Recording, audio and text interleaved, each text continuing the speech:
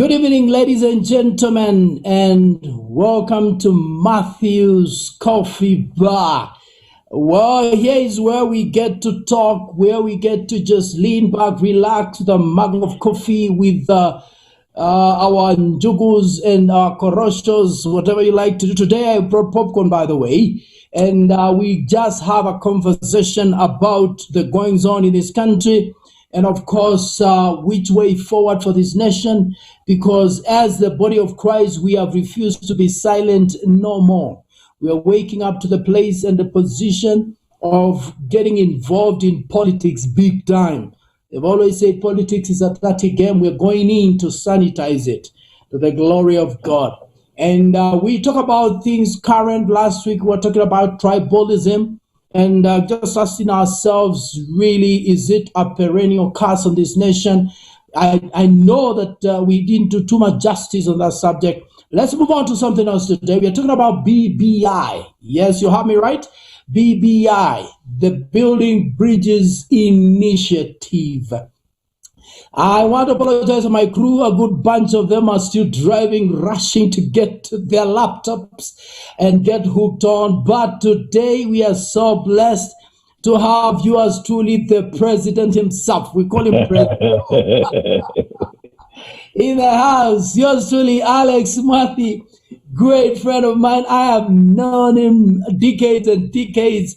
And this man, he is sharp, and he's going to be just telling it to us as it is.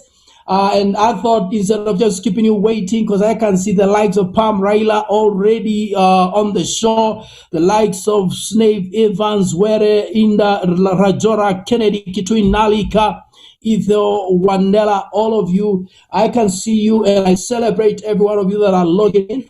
And so instead of keeping you waiting, why don't we get the show on the road? Ladies and gentlemen, welcome yours truly, Alex Matthew, to the show. Alex, you're welcome. It's great to have you here. Thank you so much. And it's really my pleasure. And I bless the Lord that I'm here tonight. Thank you. Karibu sana. And of course, the usual suspects, yours truly in the house, all the way from the Queensland. Is a city called Oxford. I mean, it's a city of scholars, I'm telling you. So you can even see by his hair, it tells you this man is thumbed big time. He's in the house yesterday with the one and only Pastor Gitao from the city of Oxford. And it's always an amazing blessing to have him on the show. We are waiting for the likes of Richard Chogo, Ken Oduor, David Owagata, the likes of Pastor Michael from Papa Center, and yours truly, the lady on the show, yours truly, Joy Masinde. Hopefully they'll be here before too long. But I want to get the show on the road. You're talking about BBI. But I want to ask Alex just to, we always want to baptize every one newcomer with fire. And the fire is you got to tell us where you are at, what is burning in your heart as far as the politics of this country is concerned.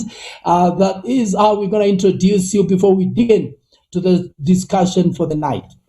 Go on, Alex. We live in a very interesting country, and I really bless the Lord that I'm a Kenyan. Yeah. And I keep telling people, Kenya is Ihami Takapa. We are, and I know people don't like accepting it. We are a bit greedy. Yeah. And we think about only today and not tomorrow. And when I was thinking about the BBI in this country today, my mind went to the book of Ezekiel. I'm not preaching, but it's very nice to see where Ezekiel chapter number 22, verse number 6, and he talks about the city of Jerusalem and see how each of the prince of uses his power to shed blood. He knew they treated father and mother in contempt. He knew that they oppressed the foreigner, mistreated the fatherless and the widow. You have despised my holy things and discredited my Sabbath. He knew us slanderers who are bent on shedding blood. Actually, when you go on all the way to 30, you see Kenya described. And what in verse number 30, he says, I look for someone among them who will build up the wall and stand before me in the gap on behalf of the land, so I would not destroy it, but I found no one. May God find one in this country that will stand in that gap. Because we love shenanigans and going around and doing a lot of things, and with a very short-term, very short-sighted thinking in almost everything. May God open our minds that we may see what He's seeing for this country. Yeah. I totally agree with you, Alex. We actually need God to open our minds towards what's happening in this country, and just hopefully, prayerfully give us a direction for this nation, because every time we have sat here and had this conversation, there's a lot of course that I kept on popping up. This sort of, like you're talking about, the shenanigans that keep on popping up from every corner and every direction. The sort of politics that we see. We're living in of course, a time of crisis, the so-called pandemic. You hear about the people stealing money, the so-called famous COVID-19 millionaires. I mean, someone was somewhere cooking plans and putting things in place, positioning themselves so that they can actually make money out of a bad situation. And sadly, that's the sort of leadership that we have seen so far.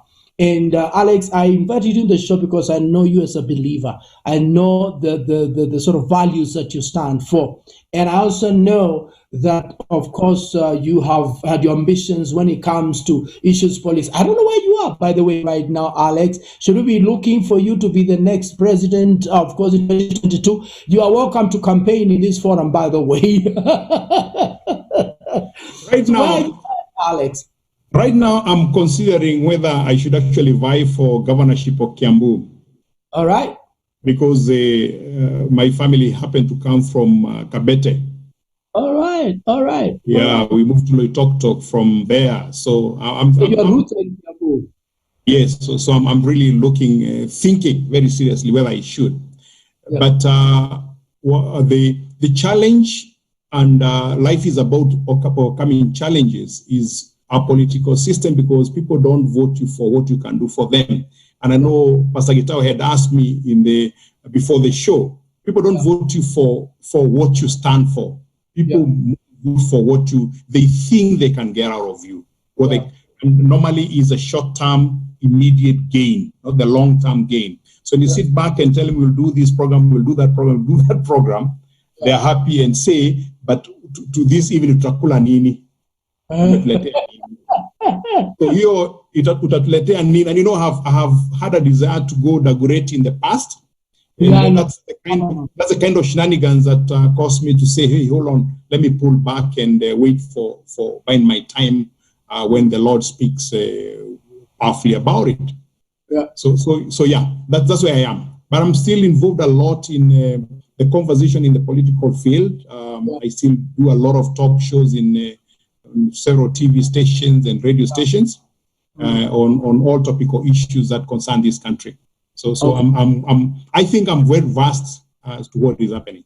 Okay. If I also ask you, Alex, really, how can we begin to impact the masses, and especially to come out of that mindset, and especially when it comes to election period, where at the end of the day, you can have all the values, you can talk about all the things that you really are passionate about changing, but they'll ask you, leo tutakula nini? So how can we change that narrative? How can we change that sort of conversation as far as our populace is concerned?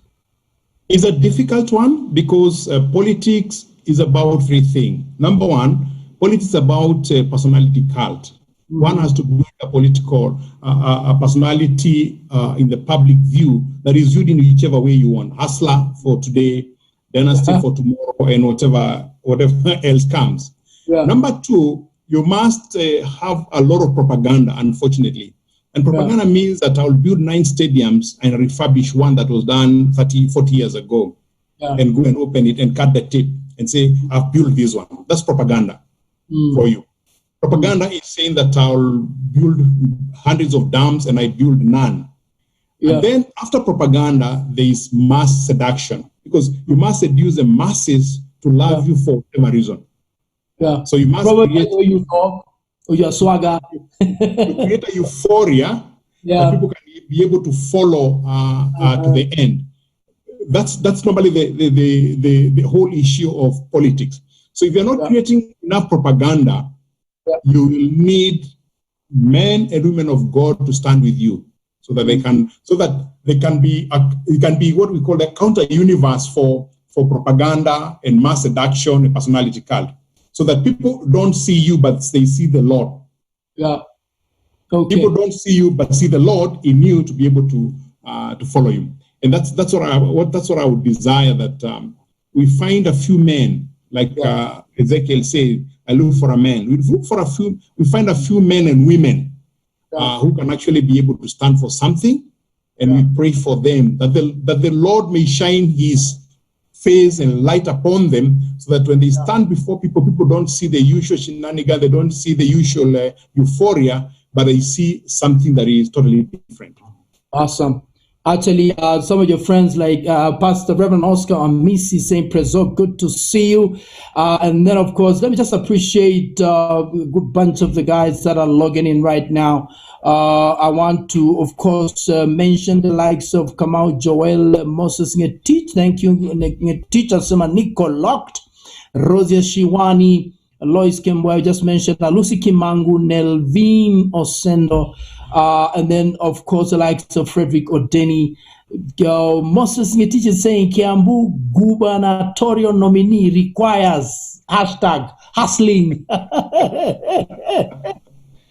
Geoffrey Nyongesa is watching. Lima Solo, Karibu Sana. Lanrasia Yanbi, God bless you. Sheila Kekayaya, God bless you. All these guys are tuning in on YouTube. I've got the likes of Anna Kago, Susan Mwangi, and some of Eli, all following and watching. Well, get out.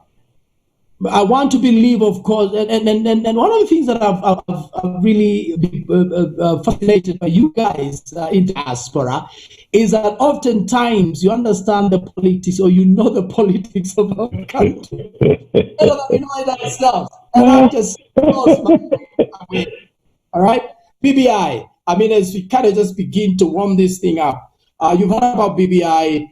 Hit Genesis. What is your take? What do you think this is all about? I'm sure you popped into some of the papers that have been written about it, and you have your own opinion as far as BBI is concerned.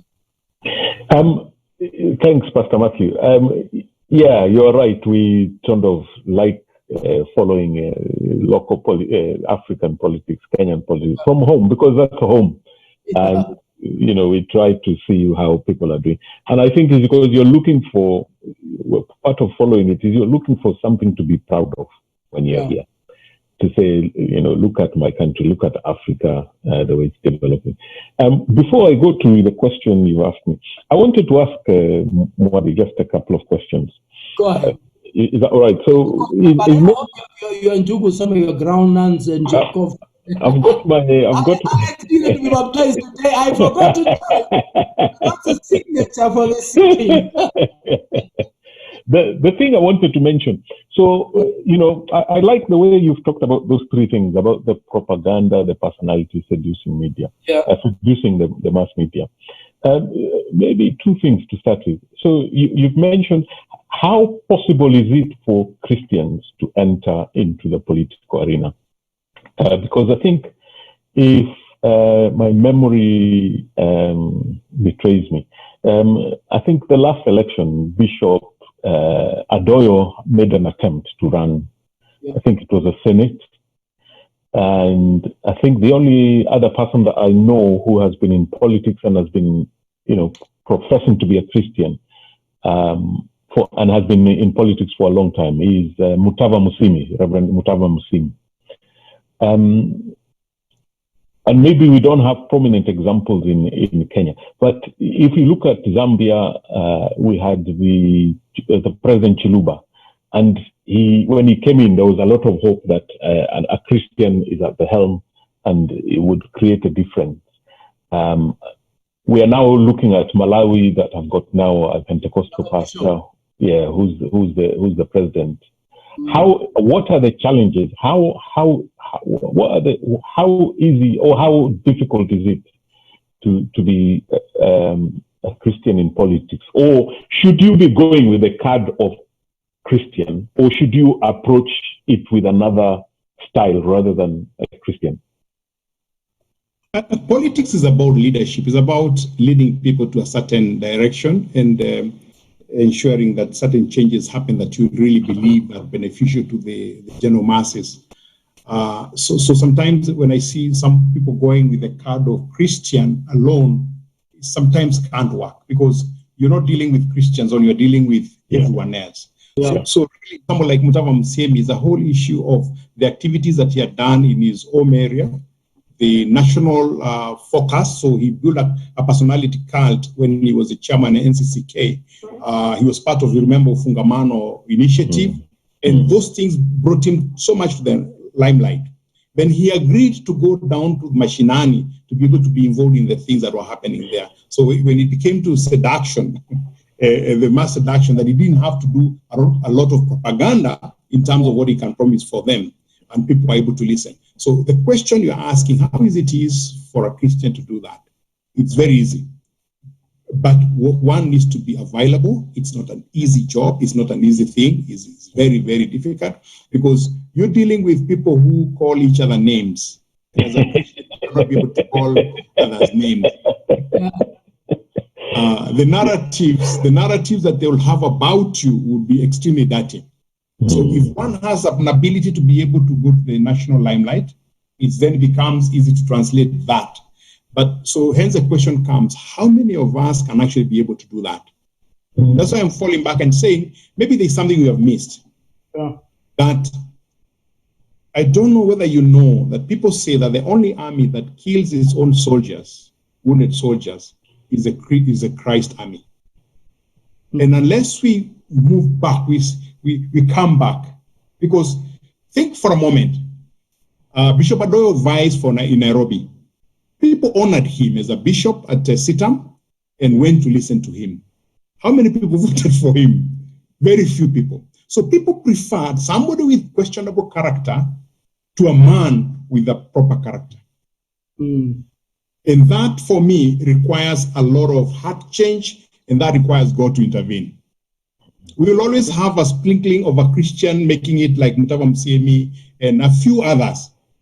But the sprinkling of those people have no effect. You think about it. He's been a member of parliament for how long now? For 20 years. What's the effect? Zero. In fact, when you look at the parliament and you look at the members of parliament who over the years have been judged by various organizations who have performed in terms of their legislature duty, he's never appeared anywhere whatsoever. So if he's not appearing anywhere whatsoever, why would the ordinary Kenyan in Kiambu vote Alex Mwadhi just because he's Christian? They will not. Like they're saying now about women representatives, that there are so many of them, but we never hear them. So why do we want more? The Constitution have held us that we must do 2/3 majority, right? But if you ask people on the ground, even women, I was listening the other day to a conversation, they say, no, don't do that. Even the ones that are there are not able to have any effect. And I think it's a whole issue of individuals not taking things to the end in terms of influencing the circumstances and the situation they are in, and really understanding their roles so that they can be there. Your question, it is not easy. Not easy. Okay. Very shortly then, Matthew, just coming back to your question about BBI, I think for me, it is I was very relieved, and I prayed on the day that the president shook hands with the leader of opposition, Raila Odinga, because I think prior to that, there was just palpable tension in the country. Times when I would call either to speak to my parents or to speak to other friends, there was just palpable tension. On the day that that handshake happened, I think immediately from there was just a clear relief. The economy started to work again, and people started moving forward. I think I haven't understood how it has moved from a handshake to now a building bridges in Italy. I could understand a bit of what the idea is, but it seems to me as if it has 2022 in view.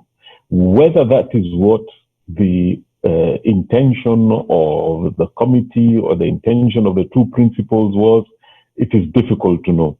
And I think it comes back to a question I wanted to ask as well, maybe to us, but also as well to Alex, is it's so difficult to hold things to account in Kenya. It's very difficult to find what is the actual truth, because even the media houses in Kenya, to some extent, they have they're in the pockets of a lot of these powerful politicians, or if they risk challenging the government, because the government is the main sort of funder due to the advertisement revenue, they threaten media houses, we're going to withdraw our advertising revenue. So it is very, very difficult to find accountability systems to say, okay, this is what people are saying, but where can I go to actually dig deeper and find out the real truth?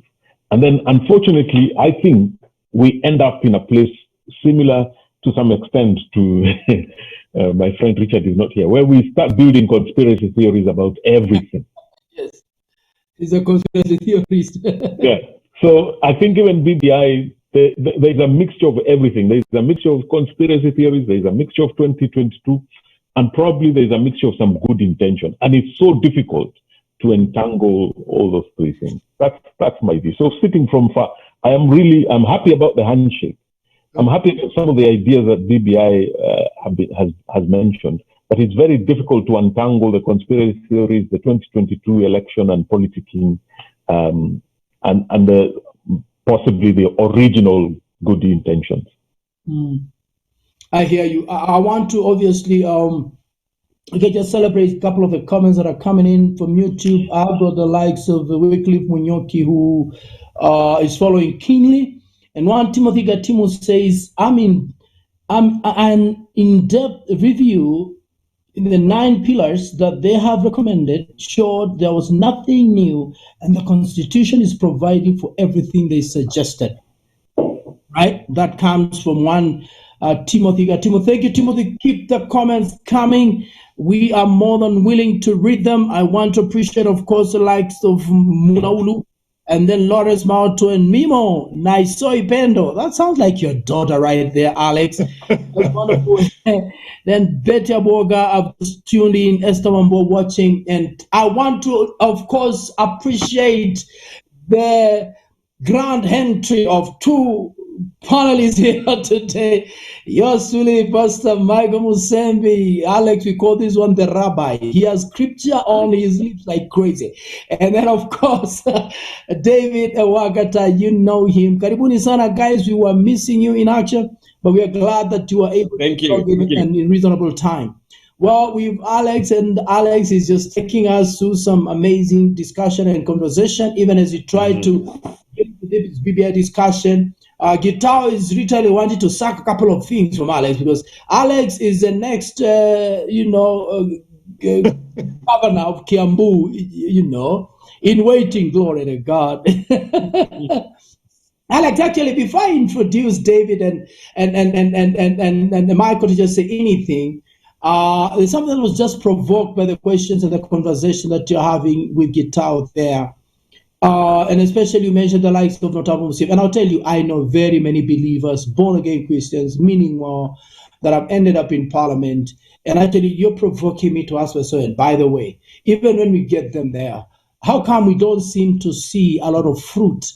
We don't seem to see a lot of much. They go, they get silent.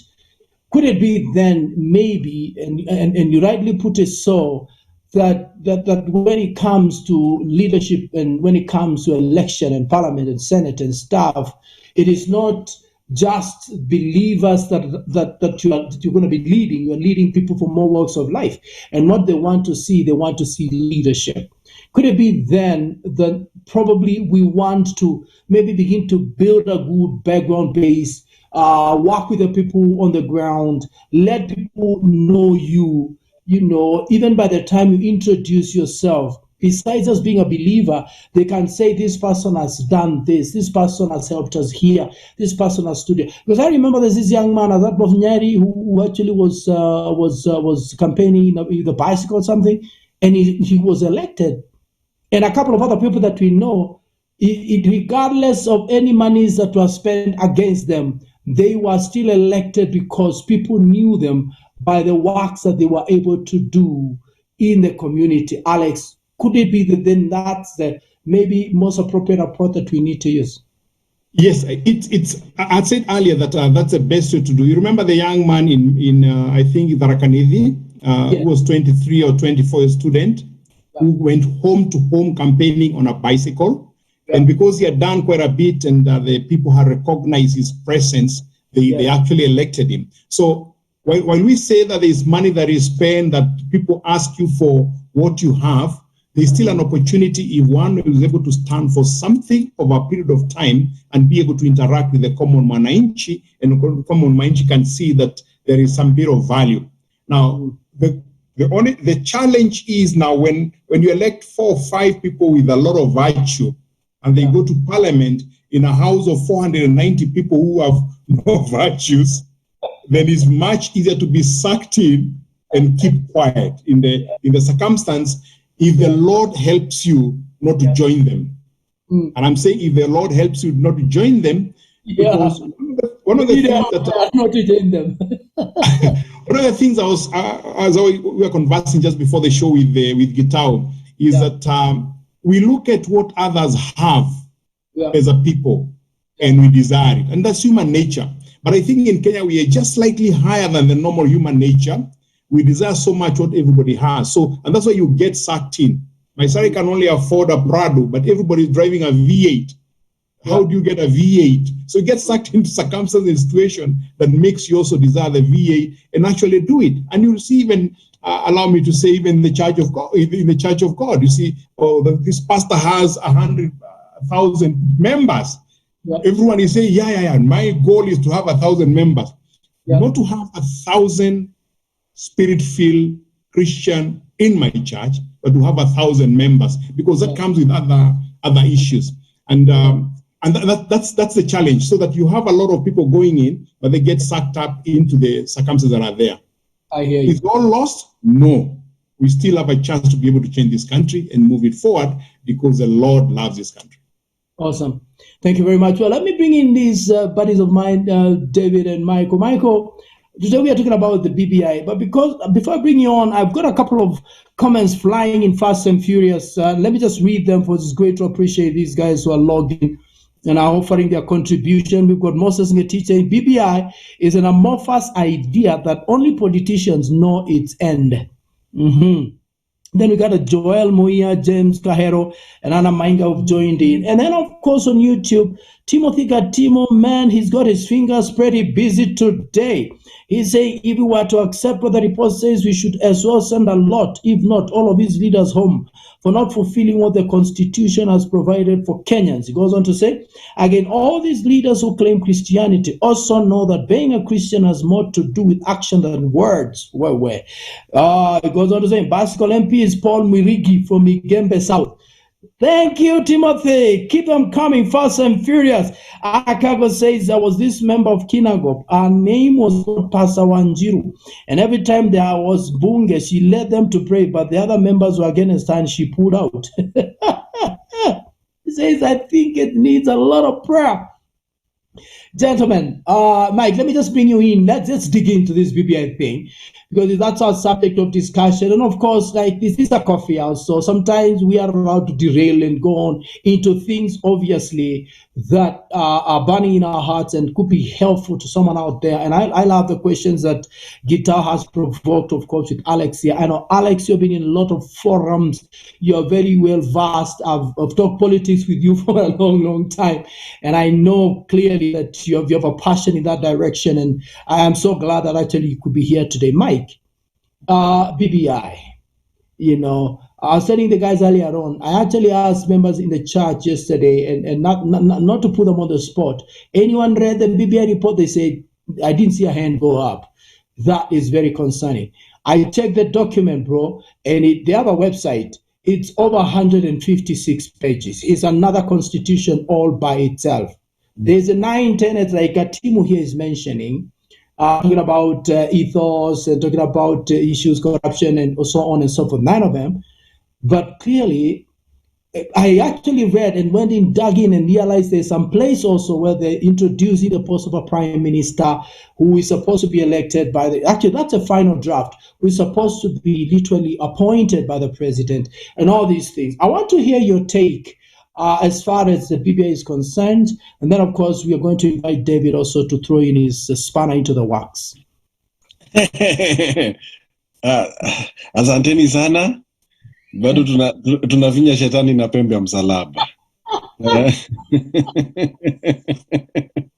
Hey, BBI. Wow, that I was about to ask, is that BBC or BBI? I'm not sure. One is but I haven't really looked at the BBI, and maybe I'm one of those many Kenyans who hasn't paid that much attention to it. But it is because of an innate suspicion that I have with everything political, and that is my fault. You know, I deliberated and said this year and next year I will become very politically savvy concerning our nation. Yeah. It's interesting. Some of us are more politically savvy concerning what is going on in America than what is going on in Kenya. Yeah. But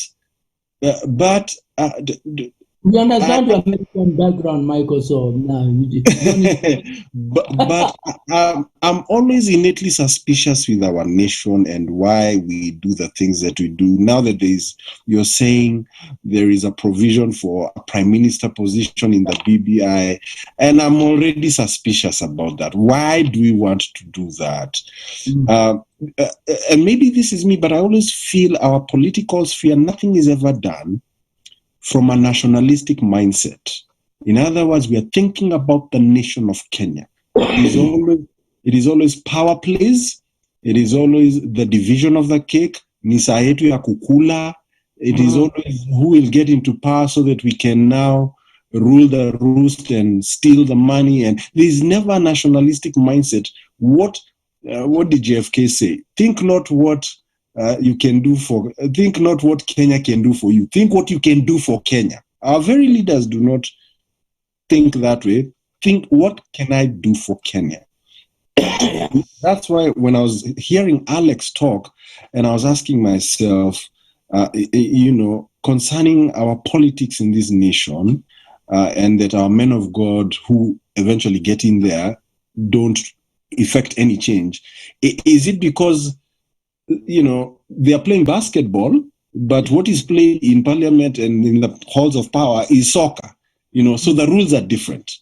And so, but if the rules were changed and then we were now asking for accountability and transparency rather than who can I knock out of the box, because our politics is, let us sleep with the dogs, we will all wake up with fleas, and so, it's just a matter of who has the most fleas and who has less fleas. But innately it is all corrupt. But I'm thinking that we can change the mindset of I'm thinking we can change the mindset of Kenyans to where even the political sphere, the game changes. The game changes. For now, at the rate the game is being played, yes, it is true that even our men of God will not impact anything because they need to be playing badminton or something of that sort. Politics is a dirty game. Even King David was not the most. He was a man after God's own heart, but he also knew how to play politics. He was king. Joab was his cousin, was the general-in-chief of the military, and Abishai, who was his other cousin, was the other general of, the secretary who wrote his notes. He was nepotic. I mean, he literally gave his leadership. Yes. And then he moved the capital to Judah, where Judah was situated. Kwa sababu alikuwa kijua, all you 10 other tribes, 11, you'll have to come to Judah if you want to worship. So he knew how to play this game. And maybe that's what we need with our Christian men of God. Get a little blood or whatever, but the end justifies the means. My God. But all I'm saying is with the BBI, I'm not so familiar with it, but I must say it's because I have my own innate suspicions. Everything. You're suspicious. You're suspicious. I'm suspicious.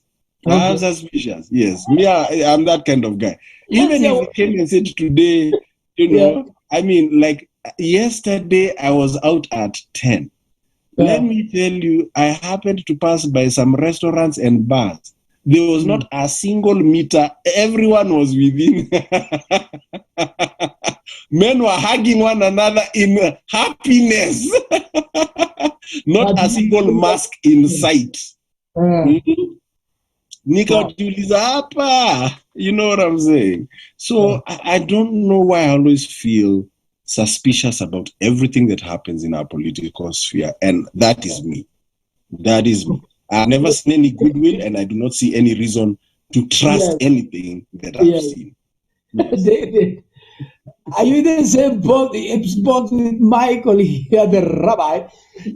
Or do you have a different opinion? I would love to hear what you have to say, David. I think, let me start by saying, Kenyans are brilliant people. Yeah. And because we are brilliant, I doubt that if you look at that document, you will not find a brilliant document. Yes. But the spirit behind the letter is where we have a problem. And so, with all honesty, I've only glimpsed into the BBI document very scantily. Yeah. And I think when Joy was here the other day, she kind of lent some weight into it, just tell us what exactly it's all about. It has good ideas. I think if pursued to the end, it would bear much fruit. But I think BBI is as good as the Dungu report, is as good as the Kenyan Constitution, is as good as any of these other amazing, amazing documents that have been produced to deal with issues affecting Kenyans. But there is no spirit behind it to implement it. Most likely, another country will come and pick that report and use it to deal with their issues of cohesion and succeed better than Kenya, while we are watching TV here and we are battling with American and Tangatanga. Why? Because the spirit is not there behind it. And so that is where we fault. And I keep telling guys, listen, my issue is not that BBI is not bad. My issue is that BBI is not coming to deal with the issues it's purported to deal with. Right? And so we will turn around and say we're trying to build bridges, but number 2 is out of the window. Number 2 represents probably the largest chunk of the Kenyan community, if you are to look at it that way. But also represents the hustler nation, also represents a lot of other interest parties. And so you can't come and build bridges while cutting off a portion of the nation and creating animosity. And so, first of all, maybe we might just need to change the title of BBI and maybe call it something like inclusivity of the top cream. Because when you talk about the positions being created and all that, it's about creating enough room for guys to eat up there, and so that nobody loses.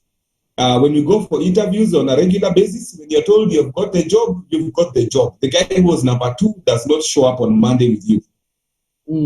And so I don't see the reason why we begin to now say, oh, we need to have another system that allows, number 1 and 2 and 3 and 4 to still be able to be winners.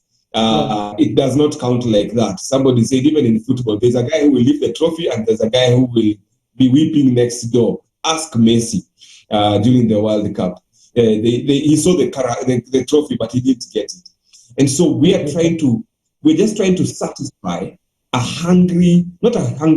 greedy lot that wants to just consume as much as they can without paying much into it. If we go by that, building bridges that number 1 and 2 have to come in, then it means eventually we'll have in every county the one who was governor and the one who was number 2 will also be given a position. Then we'll come to MPs, the one who won the election for MP and the one who is number 2 will come. We'll have like 10,000 members of the legislature at this rate. So I think the spirit may be good because we are brilliant people. We can write good documents. But the letter is good, but the spirit behind it might not work for us.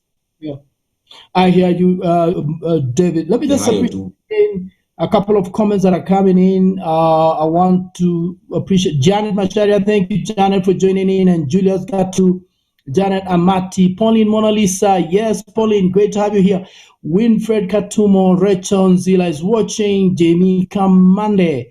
Thank you, Jamie Anjeri, Mutuku Santa Liz, Ruth Oyugi, Alice Boyo. Wow, good bunch of you that are joining in. God bless you so much. Join the conversation. Let's hear what you have to say.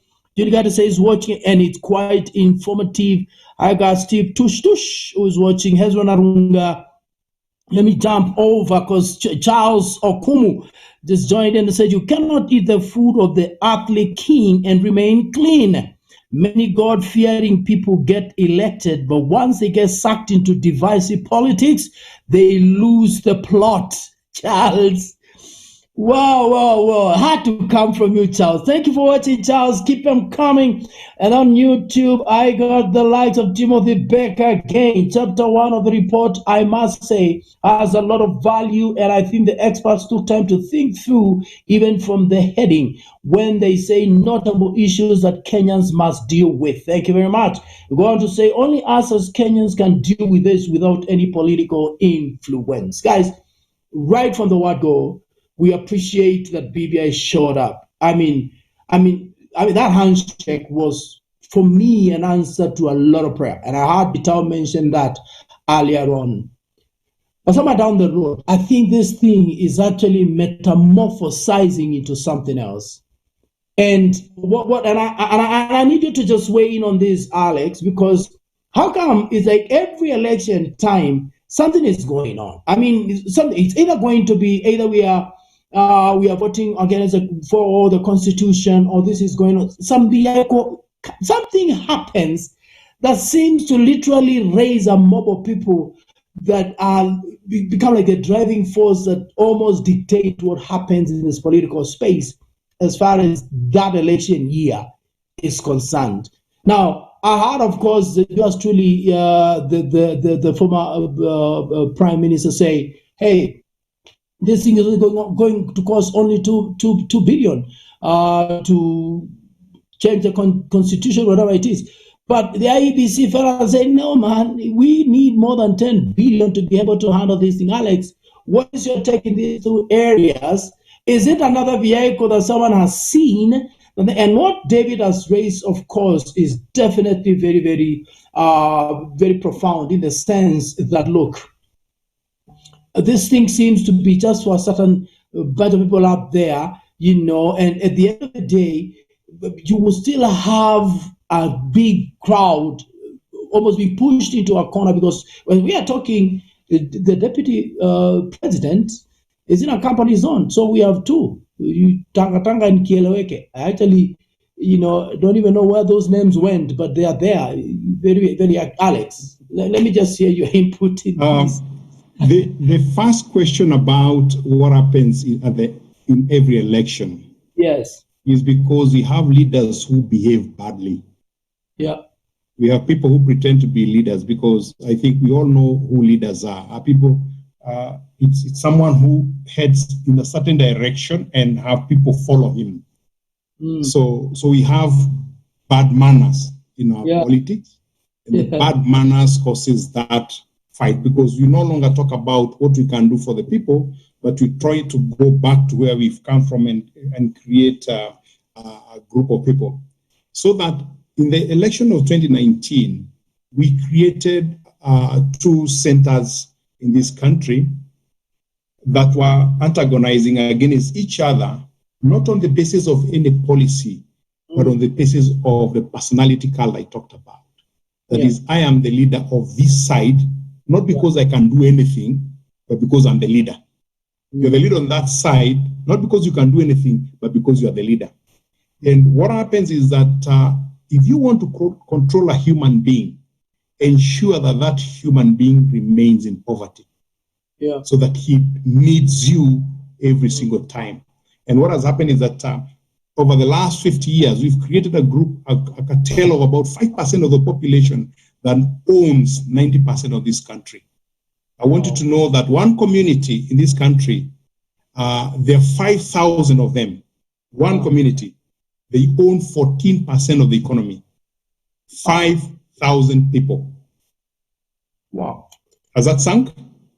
Because they own, then they control everything. If it's in media, they are there. If it's in supplies, they are there. In every area, they have to be there. And what they do is that they support their own from behind and create an euphoria.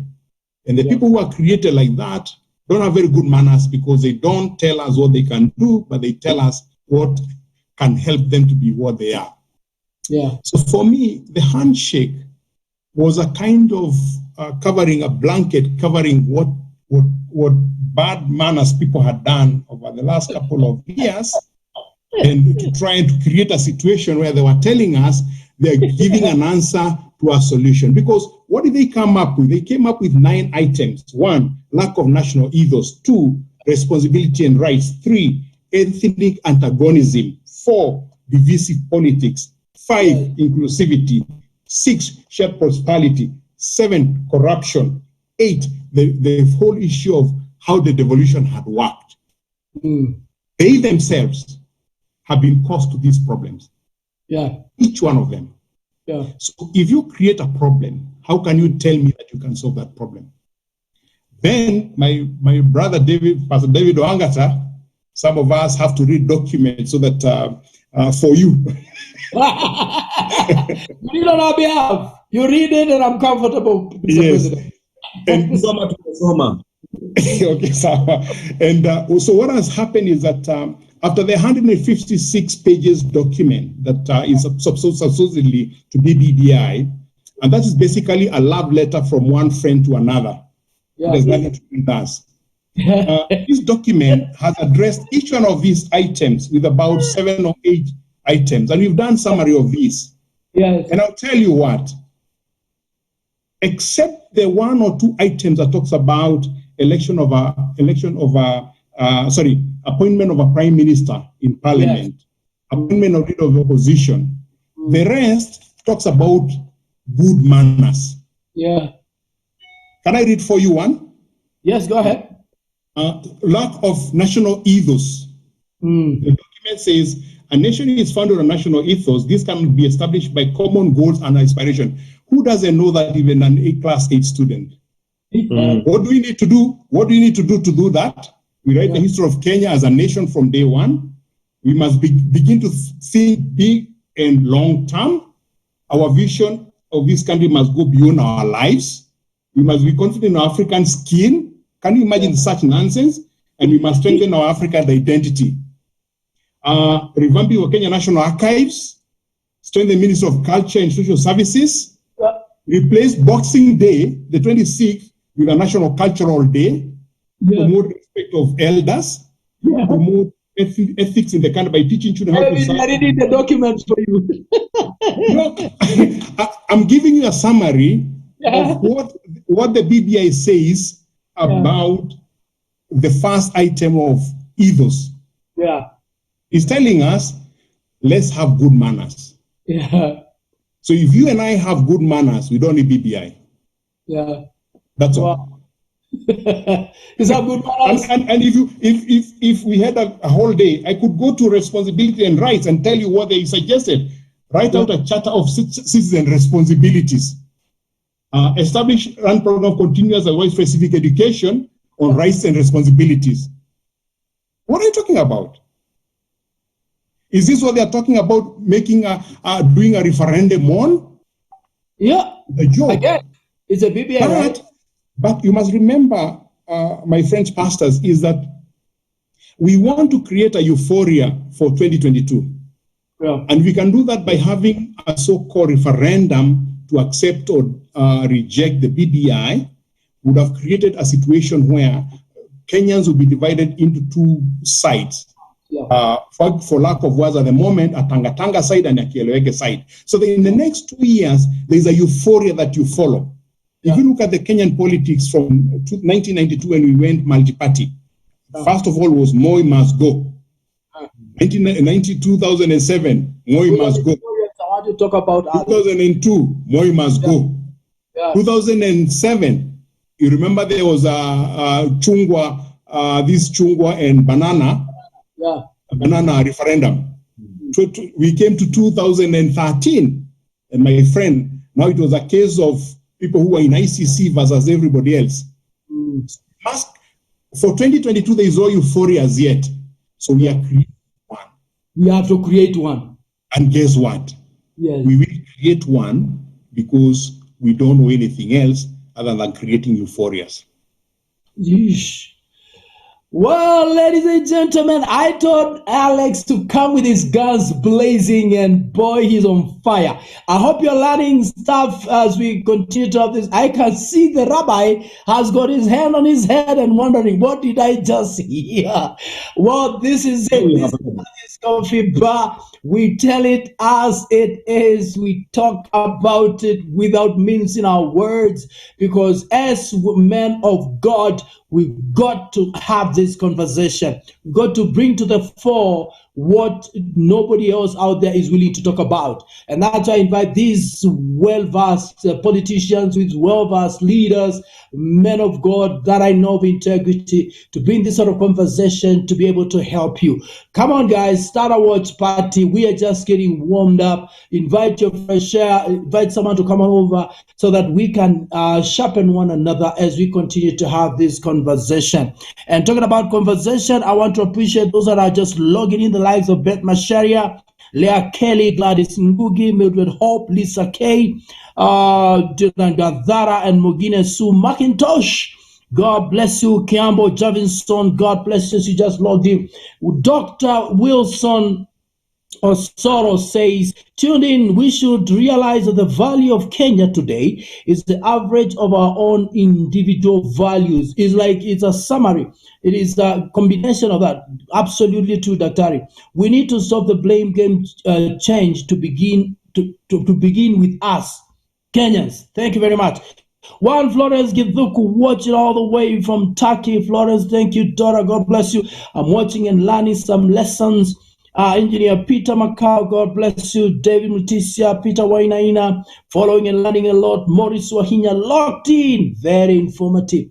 Ladies and gentlemen, this is Matthew's Coffee Bar. I got with me, yours, the president in waiting, Alex Murphy, and the man from Oxford, and of course, yours truly, David Awagata, an amazing leader, especially with young adults and the youth. And guess what? Just logged in.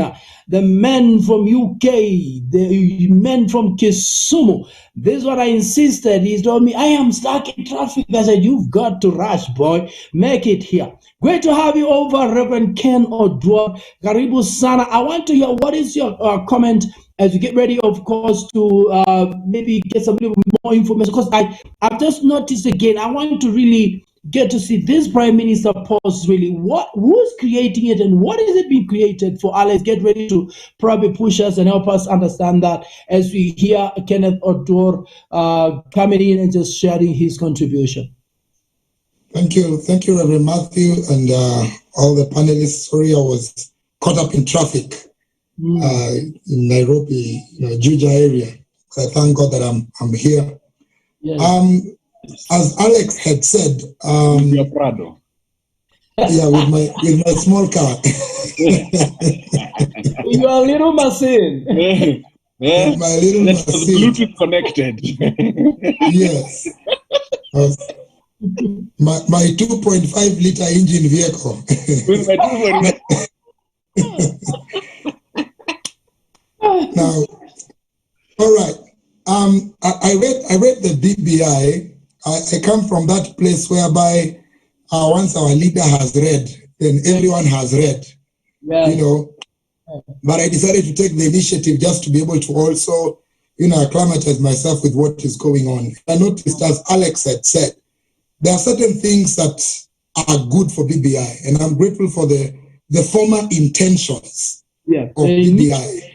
Yeah, the initial intentions, but all of a sudden it has again been politicized by different leaders, as it has always been.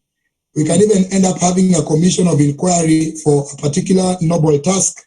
Then all of a sudden it begins to favor certain candidates. But when you read the BBI, as I had said before, in this forum, that it's of necessity that the Kenyan citizens are educated with regard to their rights. Yeah. And that's why I was grateful to see what BBI was talking about with regard to responsibilities and rights, just trying to conduct a civic education so that the Kenyan people can be able to know what they are expected to do as Kenyan citizens. So that part was okay for me. I a little bit disagreed with one of the sages in this place, Dr. Ewagata. I need to call him Dr. Ewagata. Whereby, he was talking about, it shouldn't be a situation whereby whenever we have an election, one person takes it all home. And Reverend Matthew, you need to give us some of the things you are eating. We can see you eating a lot of things. But it is well. Some of the best. All right. I only take those ones and I'm going to watch a movie. But again, they talk about, ethnic antagonism and competition. Yeah. And for me, I was really pro one person should not take it all home. Yeah. Because that has been the basis of electoral malpractice and chaos within the country. And for me, I don't think only some dynasties should rule Kenya. Yeah. We have very, very many tribes in Kenya. Yeah. And we shouldn't reward people based on their ethnic background, so based on their tribes. But we should vote based on strategies and what can be delivered. Like the current, I'm sorry to say, but the current government, as much as nowadays they talk about the Big Four agenda, it is not an initiative of their own. These were initiatives for the Mkatenusu government, whereby we have Kibaki and Raila. Actually, to be very sincere, this current government has done nothing much but to borrow that which had been put in place by the previous government. Yeah. And so they try to look at it like they're doing something, but they're doing nothing much. For example, our railway system, right now Tanzania has done their own. They have used half the amount we used, and they are doing better. Ethiopia used modern trains, and they never even used the amount of money we have used. So corruption is going on, as much as corruption is part of the BBI agenda, whereby, I was actually wondering, Alex, when you say that you're trying to... Could I step in? Am I allowed to step in? Just a little, it's okay. To just correct a misinformation there. It's not true that Ethiopia did the railway at a cheaper cost. It is not true that Ethiopia used modern trains on their rail from Addis to Eritrea. That railway line was built 2-3 years ago. Is still not commercially used even today. Is data to that effect. The pictures you see being spread around is a city train in Addis Ababa. It is not the SGR rail. Please. Okay. Thank you. Okay, go on, Ken. Wow, thank you very much, Alex, for that clarity. We were mesmerized with the photos that we've always seen. And we were like, we were kind of, Ethiopia is doing better than Kenya.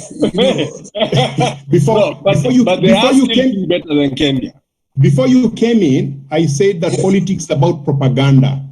And some people are very good in propaganda, including what you have quoted in Tanzania. They've also done intercity train services. That's what you keep seeing all the time.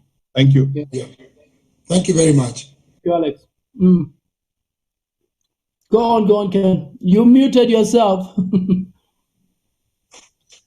Sorry for that. Lastly, about this BBI thing. Yes. When I looked at what they are talking about with regard to what to do in terms of corruption, I was really wondering what they are going to do. Because if you're trying to free Kenya from cartels, and the people who are coming up with this thing, they themselves are cartels. So I'm really wondering who is going to free who. And it's part of BBI, telling us to target bankers or banking institutions that are encouraging money laundering. And yet we know the same people within government, some of them own banks, and some of them to continue to do money laundering, and we still vote them in. So I haven't really seen proper measures of how to be able to curb corruption cases in this country. And so as much as BBI has got certain things that are beneficial to the country, but there are no proper procedures and strategies on how to be able to bring down some of these things, how to really be able to encourage public participation. Like now, so in their website, they're saying they are ready to now present the BBI document to the government, and they're thanking Kenyans for public participation. I'm wondering who among us here actually participated, in this thing. So I don't even know whether it reached even some of the people who are viewing us. I think one of them should just tell us. By the way, I gave out my views with regard to BBI. If the deputy president himself did not do it, but says he used proxies, but he himself did not do it. So I'm really wondering which public participation are we really talking about that we now want to present it to the government. Thank you. Those are my humble submissions. Let me defend the issue of winner takes it all. Speak into it. The issue that Kenya has every election is not the winner takes it all issue. It's is it the winner who took it all? Is it the winner who took it all? Because most of the times, in fact, we can be honest with one another and say the freest and fairest election we had in Kenya in the longest of history was 2002, and that's because at that point the country was so decided that Moi backed down and he couldn't use any tactics. So that was a real voice of the people, and we saw the effect of that. There was no division. There was no battle. The government came in and literally led the country in what people were calling the second liberation. The spirit was right. The election was done with integrity, and the right person sat on the seat. When you look at the lineup of the guys who were there, there was almost every tribe in the country included, literally. And so the winner took it all, but he was the legitimate winner. Now, why I'm saying the spirit is because you go a few meters later and already divisions happen because we fail to honor. And when they're talking, I was just looking through as Alex was talking, I was just looking at the national ethos and all those things. And we lie to each other, we steal from each other, we rob each other. Even as this document is being penned down, there are schemes within it to circumvent that document and really clobber somebody. And everyone, as we speak now, everyone is saying the way this game is going on between now and 2022, cards can be played. The reality is, guys may be laughing at Ruto right now, but I would not be surprised if by 2021, Rao will be the laughing stock. I will not be surprised if by, if Rao and Ruto decided to come against, because we just lie to each other like that. We just play each other like that. So the document, I have no problem.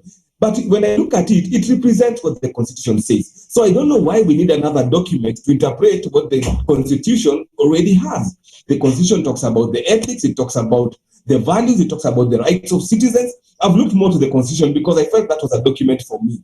I voted for it or against it, but it came. So we cannot be able to recreate another document to make something that we have not even wanted to implement. The same guys we are talking about, when we talk about ethos, the guys who are messing up our country with ethical issues is government leaders. If we talk about responsibilities and rights of citizens, the guys who abuse the responsibilities and rights of citizens in this country, including just cutting us off in traffic, is the same guys.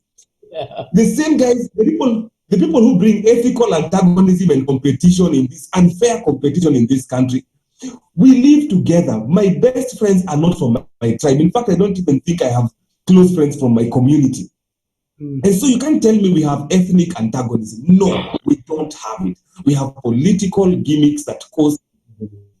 So we can't say if we have a determined election and the winner wins, I have no problem with saying he has won as the majority vote.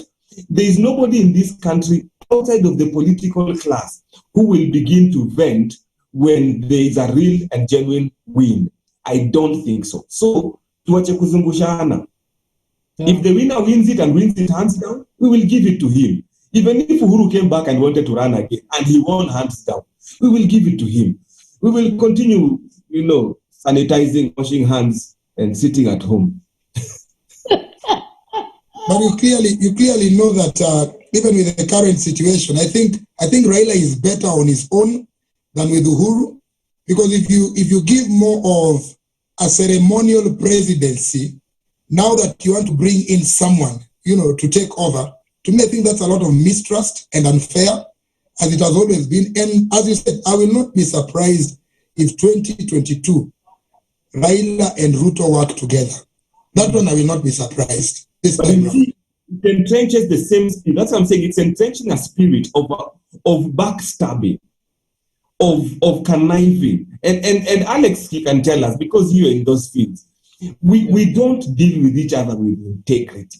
And the moment somebody can lie to a friend that they sit and have coffee with and campaign together for 2 elections, and you stab them in the back, where were you and me, whose birthday they don't come for? Who, when you lose your mother, they don't come for? You will be honest with your money. They won't. Thank you very much, David, for Alex in response to this. And of course, we bring guitar. Guitar has been soaking rolling. And I love guitar because he's a bird's view, because he's in another country, seeing how things are done. Of course, they go wrong many times, but at least he can be a voice of reason once in a while. Now, I want to just read these comments that are coming fast and furious. Timothy Gatimu, man, he's got his fingers busy. And it says, national ethos, this is necessary. The Ministry of Culture needs to be moved away from the link it has with sports for it to make sense. There's no national pride, only see it when our athletes are running. Patrick Mutiso says, I did not know. Now, I did not know my brother Alex can be a politician. Thank you, my brother. I have learned a lot. That coming to you, of course, Alex. Timothy Gatimu goes on to say, but with this also, some of the things they recommend, we are aiming for a larger scale and a longer term with what the East African community is planning to do with the integration of other countries on national ethos. Let me just read a couple from Facebook. The discussion is very informative. Gone are the days, I read that one from Jimmy Kamande. Juguna says, following the conversation, Lois Campbell is simple. Anyone with good manners don't need BBI. These politicians want to enrich themselves. Agreed. Ancestor Kisa, Karibu, Kennedy, Karibu. I've got favored men. Oscar, we see Baba gave our views. Oscar, you can be cartoonist also. Anyway, thank you, Reverend Oscar, for your contribution. Alex, I mean, you can hear what this person is saying here. We have a choice. We have to make a choice as to whether we want to be a democratic country where we choose our leaders by election, or we start a system like the Chinese one where they have a Politburo that selects its leaders. If you have an elected system, there must be a winner and there must be a loser. People who have manners, and I want to repeat this very often, people who have manners accept losing, irrespective. You've seen the American election where you think, the last time we had Donald Trump against this lady, what was Clinton? Clinton beat Trump on the popular vote by 2 million votes. But there's something that is called the collegiate, because of the democratic system that they have decided to have. And Trump beat Clinton. Clinton accepted and said, go on, you are the ones that the collegiate have decided that you need to rule. Though the majority chose me, but the collegiate chose you, so go ahead. It's that simple. In the BBI, in the so-called divisive elections, or the document says that we need to change the nature of structure of executive to make it more inclusive. Note the word inclusive, and ensure as many Kenyans or communities as are possible feel part of the government. It says by establishing the position of prime minister in the same order as Tanzania, who will be appointed by the president, and then of course by the majority members in the National Assembly, and then establish a position of leader of opposition, who will be the runner-up of the presidential election. And then provide the cabinet should be mixed and all that. Now, you tell me, we have 42 communities in Kenya. So if two people vie and one become president and you appoint the next one, the one who is losing the prime minister, and the next one, the opposition leader, how many people have you appointed? You have appointed 3. What about the other 39 tribes in this country? What are you saying? There are 45 tribes. If you put the various Luya dialects, like Ewagata will tell you, we are almost 70. You know, the Luya dialects are 67. Yeah. when we were doing the constitution, yes. let me share this. One of the suggestions was to have the Senate representing one person from every tribe in Kenya. All right. One elder from every tribe in Kenya. And when we reached to count the number, the people who came up, some professor came up and said, you know, by the way, we have 42 dialects from the Luya community. Okay. The rest of that includes abolish position of chief administrative secretary. Remember, that's not even in the constitution, is not even in any law in Kenya. You're talking about abolishing it and not paying people allowances. I said the things that are contained here have to do with good manners. And if we want to be an elected democracy, my pastor, Ken, we must accept. And people who are civilized and have manners, when they lose, they accept. Yes. They move on. And I'm not talking about specific about an individual. I'm talking about on a general scale. So that even you see, even the gubernatorial seats in this country, you look at the number of petitions that were passed on and the number of petitions that were thrown out. They're mind-boggling. Whether it's members of parliament, the MCAs, everybody, when they are beaten, they want to say, no, somebody else did something. It's the only way. You can't create enough positions to satisfy everybody. You can't. And it's completely unnecessary. Today we have 490 members of parliament. And I want to ask all of you gentlemen, how many bills do we pass in a year? How many bills have we passed in the last 5 years? And ask yourself, how many members of parliament should we actually have? Because the whole issue of increasing them was the same nonsensical thing of having everybody coming on the table. We don't need more than 110 members of parliament in this country. That's my position. I hear you, Prezo. Actually, now talking about that, I'm even wondering the constitution that we actually amalgamated. Well, what do you call, what's the word there? The constitution we passed, has it been fully implemented to the core to date? And I think it's 10 plus years after. Not yet. Not yet. Yet we have people thinking, because if you look at the entire document of and I wish Joy was here today as a lawyer in the panel. If you look at the whole document, the only section that require any referendum is that inserting of that prime minister as an executive position in government. And in my opinion, and opinion of a lot of lawyers that I've spoken to, even for that you don't need, because it's appointed by the president. You can have a law that allows the president to appoint a prime minister. There's nothing wrong. So why are we talking about referendum? Because we want to create euphoria for the next election in 2022. Think about the letter that the advisory that was given by CJ Maraga this week. Whether you agree with it or not, because I know some of you might disagree with it like I do, on this 2/3 majority and all that, and forcing a situation where you force people to elect a woman or let's say it's about gender, because 50 years from now, the way things are going, by the way, my friends, we'll have more women in parliament than men, okay? So it will be the opposite direction. To force people to elect a certain gender, it doesn't make sense, no democracy.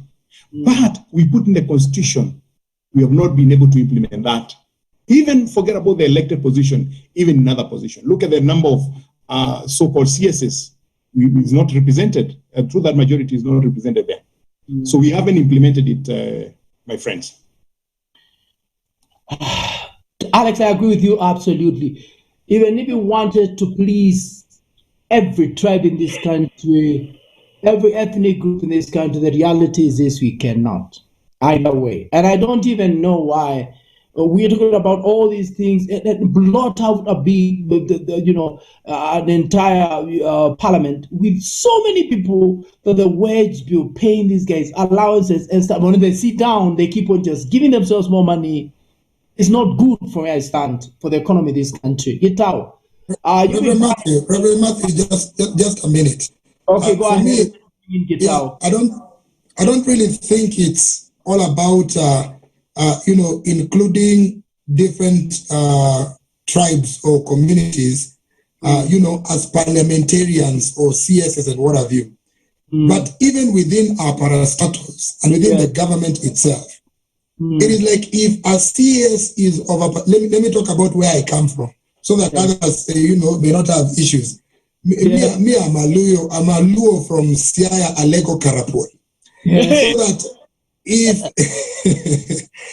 if I'm given a CS position, like 20 people within that particular department have to come from my tribe. And I think that's where the problem is, because we rally people behind us. You see, like Kisi, can you imagine the governor putting his own father as an advisor? You're really wondering, you're creating these positions for who? Is it for your family, or is it for the people of Kenya? So I think that's where we have a problem.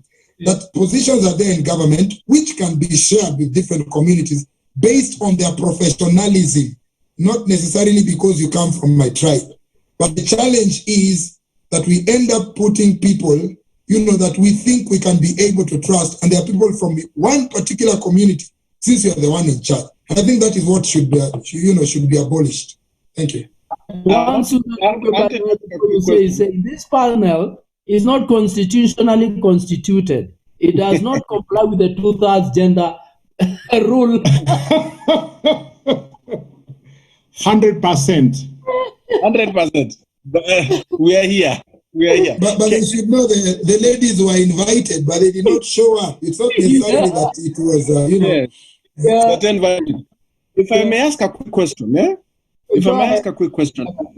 this is my question. The larger percent of our population is a rural population. It is not an urbanized population. It is an urbanization where all the tribes meet together, like Nairobi, Kisumu, or Mombasa, for example. Now, if a larger percent of our population is a rural population, how do we then, because part of our issue I've always felt is a cultural issue. We go by our tribes. Because that is the closest denominator that we identify with. You see, it is when we come to urbanization here that I'm able to talk to Ken or Dipo or my Luya friend or my Kikuyu friend or that, but we know that we are the minority. How then do we come through a social evolution so that our politics reflects this social evolution? Because I feel that even the people that we bring into our political spheres come with a rural mindset, and they come with a mindset from the tribes they came from. So if I'm coming from, Bondo, I'm coming from Makueni, I have my tribal mindset, but yet I'm supposed to think nationalistically, and I feel sometimes that's where the tension is. So even if they're represented in international organizations, and the man is greeting the people, Wacha, in United Nations, they don't know what Wacha is, They need deliverance. We need to deliver them. When Trump hears Wacha, like the way he said, get us immigrants from other, not those asshole countries, and the lawyers were asking, hey, mbona anatuita shitore? Mbona anatuita fitore mingi shitore? So because they couldn't understand. Anyway, that ends my cultural. I think what you have raised is important, very important, and in my view, leadership is supposed to provide human beings with an ability to enjoy life. And the They can only enjoy. And I think this is enshrined in the US Constitution, that everybody has a right to freedom and to being happy. So that if we had leaders that were to think of what they do for their communities, every part of this country would be developed to an extent that everyone, wherever they are, they will have enough to make them happy so they don't have to come to us. Say for example, Makueni, and I've worked a lot in Makueni. They have a capacity to be the basket of this country to grow fruits. They can get you bananas, they can get you mangoes, they can get you passion. If the leadership there, in Akibudha Kibwana, who are now pretending to be able to cause revolution in this country, to sit back and encourage the growing of those things, the people in Makueni will not need to come to the national table to ask for a piece of the cake. They will bring their cake to us to eat. If you look at Bondo and Thiwa, along the lake, they have 4 lakes. They can use for horticulture, and instead of coming to Nairobi to get a cake, they'll come with their cake to provide the nation. Not to forget the people who grow coffee, tea, the maize and all that. So if you provide for people, but you make them poor so that you can be able to use them as negotiation pawns for yourself as individuals. Okay. Alex, you just talked about it is something like pretending to cause an revolution in this country. What are you trying to say? You know, there are some proponents of Kifutha Kibwana for president, so be careful what you say here. I'm simply saying this. Yes. Having been there for a couple of years, it can be the basket of fruit growing in this country. Yes. I visited Bahia in Brazil that produces about 1,000 metric tons of passion fruits in Brazil, while Makueni produces 200 if they are lucky. Exactly the same climatic condition. They have only one river, like Athi River, and they use that for irrigation. Awesome. If the leadership there could allow those people to be able to be self-sufficient, they will not need to come to Nairobi, Pastor Mike, to come and find space with everybody else. They'll come in with the confidence that they can actually, they are part of the high table in this country. But what have we done? The leadership in this country has ensured that everybody remains poor so that they can rule them and they can press on them. And that's why you're asking, give us more seats.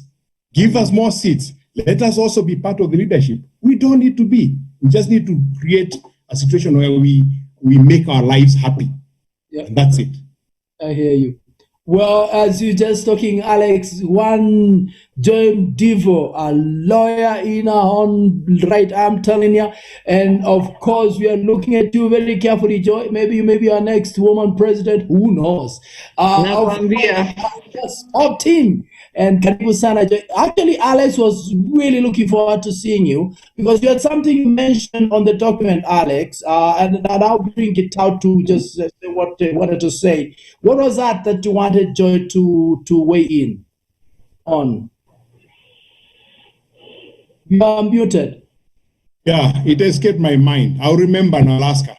I think it was on the Prime Minister, the position being put in the Constitution, and that a lot of the ideas within the BBI, I seem to remember, Alex, you were saying, is that a lot of the legal minds commentating are saying, all of those things are already in the Constitution. There is no need to amend, and there is even no need further for a referendum to put in the position of a prime minister in the Constitution. That's what I remember you were saying about that. Yeah, you're right. You're right, Gitao. Actually, Joy, what is the prime minister's position because it's appointed by the president. I've heard some lawyers say that even that can be done at the statutes, not necessarily a constitutional amendment. Yeah, that's true. That's exactly what's happened with Matiang'i. He's like chief minister, and all it took was a gazette notice. So it's true, if you're going to have a prime minister who's coming from the house, who's an appointee of the president, who serves at the pleasure of the president, then it's true. Actually, it doesn't really need a constitutional amendment. I guess the big thing with the constitutional amendment is for the change of the entire formation. because there are some of those things. For example, if you want ministers now to come from parliament rather than being technocrats, that needs to be changed in the constitution. So that may necessitate having a more robust conversation, thinking about a referendum. But the thing to remember is that the things that are in the Bill of Rights, those ones need a referendum. There's no ifs or buts about it. And if you are going, for example, to talk about the gender rule, for example, that is something that is enshrined in not just in the electoral part of the Constitution, but also Article 27, the non-discrimination part of the Constitution. So that one needs a referendum. So I think there's been a mishmash. My argument has always been with BBI, what can be implemented? Let's just go ahead and implement. Otherwise, throw out the baby with the bathwater, because there's nothing we're doing other than raising political temperatures. And for what adventure? Yeah. I hear you. Euphoria for 2022. Mm-hmm. You know, there's something you said, Alex, earlier on. I'd like to repeat that. Because that's part of it. Yes, it's true. It's part of it. Is great that it's called engaging with your core. You're engaging with you're engaging with your base. There's something beeping in your background, Joy. I don't know what it is. You want to just check it out. Going ping, I don't know what it is. You can just check it out. That'll be wonderful. Alex, I was saying, when we were beginning, you said three things that actually Guitar picked up. And what was that again? Talking about euphoria, personality, cult, something, you know. Okay, let me say it. Yeah. Politics is about a personality cult, propaganda, and mass seduction. Nothing else. Yes, that is it. Personality. You create a personality cult. Mtava Msiemi, Kivuta Kibwana, William Ruto, Raila Odinga. Then you create propaganda as to what you are able to do and what you are not able to do. If you build up a food processing plant for 500 million shillings, that would have costed Alex Mwathi 150 million shillings, and produce 2,000 metric tons of mangoes over 3 years with a capacity of 6,000 metric tons, and you say, wow, you are processing all the mangoes in Makueni. That's propaganda. Then, of course, you seduce people on the basis of that propaganda. Okay. So the question I've got, Matthew, is if BBI is something that is being wrapped up for 2022, and people have got concerns about BBI, it seems to me as if the option that you have is to go along with the opponents of BBI, and that group is now, I would imagine, from the Kenyan perspective, you guys can correct me, is the one that is seemingly being led by the deputy president. So it's as if you actually have no choice. Either you agree to go with the referendum, or if you reject the referendum, you're falling into the hands of the other side. So, and so what I'm coming to what he's saying. So already, I think I would dare say, Mwadi, that already there's been a euphoria has been created. You are either a hustler, and you're in the hustler nation, or you're in the BBI, the reggae, and of course the one title that they don't want is dynasty. Yeah. So already it's been set, and there doesn't seem to be an option. So I can hear what we were saying, but I can't hear what other options do Kenyans have? Yeah, good question. Well, that's why these guys are here. These are brilliant minds are here. Kind of just help us out here, guys. I'm glad Joy has joined in, and Joy is very, very well vast, of course, and not only with issues legal, but also with issues political, as it were. Joy, which way do we go from here? You mentioned earlier on about what is good, probably with BPI implemented. The rest, throw it out to the bathwater. Clearly, what would be good? Because we've just looked. Alex actually has a summary of the 9, and you had mentioned that in some earlier show. I checked that document and I went through all over the place. You're looking at, I think the latest one that they posted in the BBI website has 156 pages. Man, I'm looking at that, and I'm looking at lots of that stuff even now, and it looks like another constitution all by itself. So which one do we take? What do we throw out, Joy?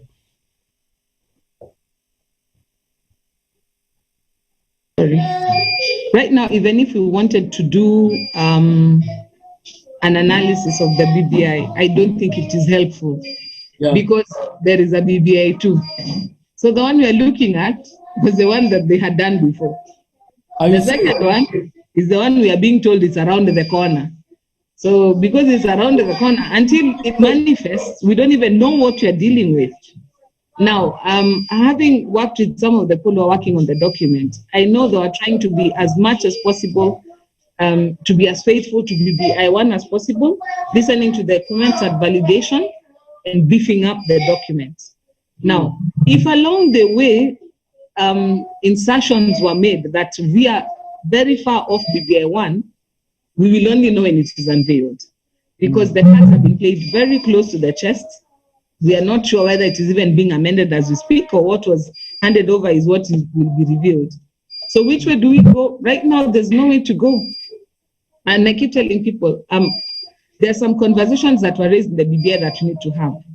And especially for the church, one of the ones that should bother us is the lack of national ethos. We don't have a shared common value system. And that is something that we as the body of Christ, we can do something about, constitution or none. So for example, when we were growing up, even if your father was a drunkard, on Sunday morning, he would wake you up, give you a ngotore and send you to church. It was a shared value. So even if you did something else, you knew you were doing something off. But these days, we don't have that shared. Like if somebody met you doing something cheeky along the way, they would discipline you because they know even if your mother found you, she would do the same. Today, we don't have that. So that lack of national ethos means, therefore, people are not embarrassed by the same things that should embarrass them. So, for example, corruption ought to have been a scourge. Everybody should be afraid to be known as a corrupt person. But now, if you get into the political space and you're not corrupt, you're deemed not as a saint, but a fool. Now, that tells you that some of those conversations, honestly, we need to carry on with them. But there are some others now that it's basically the politicians. And for me, that's the misfortune, I think, with this BBI process, that the politics of it has hijacked the rest of the conversation about it. But you're right. Some of the suggestions are way too many, a bit premature, because this constitution is just 10 years old. We haven't even tried it for size. Over and above that now, as a person of faith and a person of the church, there's the reasons why we said no.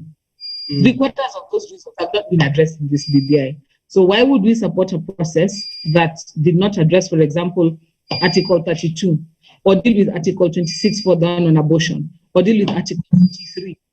There are some of those articles that we expressly said we have a problem with the wording. Those ones haven't even been looked. So we're waiting to see what BBI 2 brings out. If it looks like it doesn't make sense, I'll be the first person to tell the church, you know what? No use wasting our votes on this one, just let's kill it. But with my reading of the political landscape, looking into my crystal ball, kuna vile hii extension ya curfew inatuambia kakiru, we may need to read something into it. Because if we are in curfew, we are still in COVID mode for the next 60 days. That means the next 60 days, public rallies are still taboo. These big activities are still taboo. That takes us in the middle of November. By the time we are done with November, it's Christmas season. By the time we hit 2021, elections are in the very next year. BBI will be a thing. So as far as I'm concerned, also there's that angle. Maybe guys have realized this thing is not a go. So we're just kicking this can down the road as far as it can go. Tuone tumali itaishia. So ako pia kuna vile hiyo form imejipa. Ikondo ina kandorieng. Kuna BBI. So I'm not holding my breath anymore. There's a time of like, oh, release this thing, let's see what's there. Maraga amechaka kanyoni kengine huko ndani. So before we deal with Maraga, we dissolve parliament to do what? Another 60 days of curfew. Kuna vile BBI imechoma. Hiyo bet imeungua. But then Alex mentioned earlier, and it's true actually. It's almost like the same old story where you pick up something like the BBI now. Well, in other times it was orange and banana, and now BBI they'll thrash it all around, create a euphoria around it, and we use it as a vehicle to campaign. And it looked like that's the sort of direction BBI was going, Joy. And I'm glad that you're raising the issue that you're raising right now. By the way, talk about this curfew. Allow me to digress here. What's the point of having it from 11 o'clock to 4? Seriously. That's when the witches are spreading COVID. That's when they fly around with their brooms. Then you put curfew, they can't spread corona. I mean, what's the magic? All of us are that thing. I mean, I don't get it. We don't force to work, and quite frankly, it defies logic. But I think it's more of a security. It's more of a security curfew rather than a COVID curfew. Because quite frankly, let me weigh in here and tell you, my brothers and sisters, that curfew ended 2 months ago. It did. 2 months ago, I happened to be in Kitengela on a Saturday. And we were in a function of a few people because it's COVID, family. And then these guys were doing their thing. And it's 8 o'clock. So I told everybody I need to drive home before 9 o'clock when the curfew ends. And they told me, what's wrong with you, Alex? If you are fearful, we'll drive with you. One of us ahead of you, one of us behind you. We sat down there until 11 p.m. You broke the law, Alex. And then, I broke the law.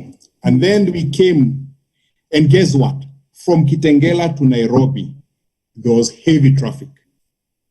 What? Heavy traffic, yes. There's no curfew the last 1 or 2 months. All right. It's only for us. What is called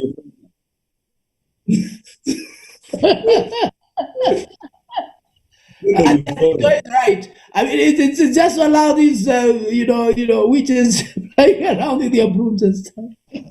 Hii ni masaa ya polisi, jambazi na umbo ya polisi.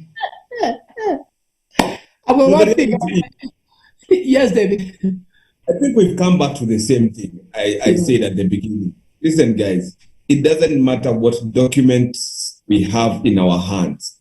Until we come back to the can we do right by each other? Can we do right to each other? Can we do right by the law? Can we do right by the constitution that we have already passed in 2010 and is governing us to this day? The moment we are honest enough to say, let's do right, the constitution we have is one of the most, and I hear lawyers saying it many times because, me, the constitution that I handle, the Bible, I know is the best of all time. But everyone says that the Kenyan constitution is the most advanced, one of the best documents constitutionally in the world. And so it is not for lack of documents. And I'll say this over and over. We have brilliant minds that can flesh out any document and do an excellent job. It is the heart, the spirit, the attitudes behind it that are killing this country. And so no matter how good BBI 2 comes out, it will find a way of being poisoned. No matter how well we craft the next election, if people don't start dealing with integrity with each other, it will be rigged. And it will be rigged much to the anger of one person or community or another. And then we will say it's because of lack of social cohesion. It is not for lack of social cohesion. Ukiniibia simu na nikushike, BBI itakusaidia.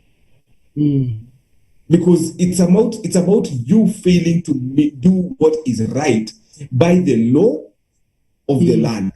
And so I like the issue of bad manners. It is bad manners. And so that code of the thing of ethos, they have already failed with it, because already ethos tells you, if you are honest with a person and you say, let's agree to walk a journey of 10 miles together. Once we've walked your 5 miles to your house, you don't stop there and say, me nimefika kwangu. We agreed you are taking me I take you to your house and you take me to my house. Let's finish the 10 miles. Yeah. And I say this because even BBI is meant to deal with some of the historical issues we've had between the Odinga and the Kenyatta family. They have attempted to do that, but now you're creating another animal of a current injustice.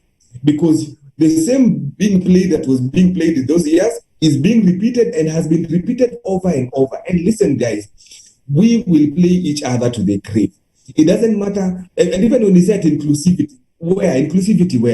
Inclusivity, and that's what I like what Alex is saying. It's not about putting people, it's not about having 500 sub-clans and sub-tribes from every, tribe in Kenya. From the 42, let's look for the sub-clans. There is how many Luya sub-clans, how many Luo sub-clans, how many Kikuyu sub-clans, and put them all together in parliament. It's not about that. It's about an equitable distribution of resources. It's about integrity in handling those resources. Nobody cares how many people sit in parliament, even if 5 people sat in parliament. But when they sat down, they allocated justly and rightly the resources. We don't even need a president. In fact, we don't even need to have that governance structure if we can be able to handle our things. Let me finish with this. Singapore has come and overtaken us from the time we were together at the same page. I watched a clip by this, one of the professors of the university telling his students, this is what I teach my students. Every student that comes to my university has to know this. The story of Singapore. He says he has watched Singapore come from a third world country where they walked on foot in dirty water, being killed by mosquitoes and all other animals, and, living a squalid life to a place where Singapore. They also lived in Inako. Yeah, they live in Inako. And this guy says 3 things that governed their change. Only 3 things. And it's called MPH. Merit, you deserve it. They pick the best of the guys in their country to lead the country. They say, who has stewarded the world with his intelligence and integrity? Put him in that position. Don't argue about that. Does he merit it? Look at our country. The most meritorious people have been killed. And you can read it from history, from Akina Tomboya, to Akina Ouko, to Akina Hu, to Akina J.M. Kadioki. All the brilliant men in this country have been killed. 2, pragmatism. Does it work? All right? When guys were sitting and having this deadlock about the distribution of money in the country, what is the pragmatic way? How do we get this money distributed as properly and effectively as possible and being accounted for? Pragmatism. And then the last one, and he says this was the hardest, honesty. Are we honest? He says if honesty fails, it doesn't matter what we do, we will get our tribesman to get the position, not the one who merits. If honesty doesn't work, we will look for what works for us. We will carry the money to one basket where we can be able to use it for our benefit, even if it doesn't work for the whole country. So our problem is not the documents. It's can we be able to take these simple steps, give who merits that position, be pragmatic about how we put our systems and structures. Up to now, police still arrest you for driving without talking on the phone, and they take you to court, and you have to sit for hours to meet a judge who asks you one question, guilty or not guilty, and you pay 500 shillings via M-Pesa. The policeman could stop you, tell you pay this, and you go to your business. If you are a heart surgeon going for a surgery, and you end up in a police cell for the whole day, and there is a patient in hospital, what foolishness. But here we are. The police are still in the streets taking people to court by the hundreds. You're not one person. Every court has hundreds of people. And of course, stories of integrity, honesty, we are kaput. Minimum, that anaenda kulala sasa. To pay bill to connect na your word. Okay, David, you're done. I'm gonna just have one, guys. That is the case. Just we wrap it up for the night because my time is gone. But before the joy, I read in this document a place. I'd actually highlighted, but I forgot about the proposal to be able to audit religious organizations. They are giving, especially churches, to bring in every year an independent auditor to audit their finances, so on and so forth. Can you weigh into that and what informs that and exactly what are they talking about? Because that's gonna be a hot potato once it gets into the mind, into the ears of the clergymen. All the people from church who made contributions to the committee were very categorical in saying how we, the people of faith, took great exception that the only reference that there is of the church in BBI is to say that we are fraudsters and conmen. And we dared them. We told them, we marry your children, we bury your dead, we dedicate your babies and your houses, we pray for you and you're running for office. How dare you? That the only thing you can say is you want to protect Kenyans from fraudsters who are pastors. Because, I mean, that's a load of rubbish. Are there people who are crooked? Yes, there are. That's why criminal law exists. Majority of the men and women of God do a very good job of not just in society, they are pillars in the family. They're people that you can count on to drive this society forward. So we registered our displeasure as people of faith and told them, you know what, if you're going to make reference to people of faith, you must talk about us different, because that is not us. That's a misrepresentation. That's one. Secondly, we gave them the religious freedom bill and told them, we drafted a bill over 5 years ago. We've been trying to get you to pass it because this tells you how to manage churches. There is no way people outside religion, and it's not just for churches, it's for all religious bodies. So it's for the Muslims, the Hindus, the Baha'i. This is specifically for people of faith. And one of the pillars in there is peer review and how do I put it?